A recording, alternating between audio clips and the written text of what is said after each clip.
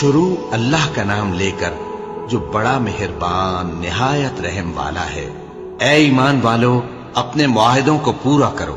تمہارے لیے چرنے والے مویشی حلال کر دیے گئے ہیں بجز ان کے جو تمہیں پڑھ کر سنائے جاتے ہیں، مگر حالت احرام میں شکار کو حلال نہ جاننا۔ اللہ جیسا چاہتا ہے حکم دیتا ہے۔ مومنوں، اللہ کے نام کی چیزوں کی بے حرمتی نہ کرنا، اور نہ ادب کے مہینے کی، اور نہ قربانی کے جانوروں کی، اور نہ ان جانوروں کی جو اللہ کی نذر کر دیے گئے ہوں کہ جن کے گلوں میں پٹے پڑے ہوں، اور نہ ان لوگوں کی جو حرمت والے گھر یعنی بیت اللہ کو جا رہے ہوں اپنے پروردگار کے فضل اور اس کی خوشنودی کے طلبگار بنے ہوئے۔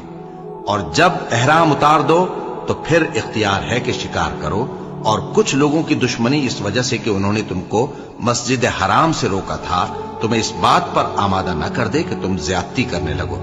اور دیکھو، نیکی اور پرہیزگاری کے کاموں میں ایک دوسرے کی مدد کیا کرو، اور گناہ اور ظلم کی باتوں میں کسی کے ساتھ تعاون نہ کرو، اور اللہ سے ڈرتے رہو۔ کچھ شک نہیں کہ اللہ کا عذاب سخت ہے۔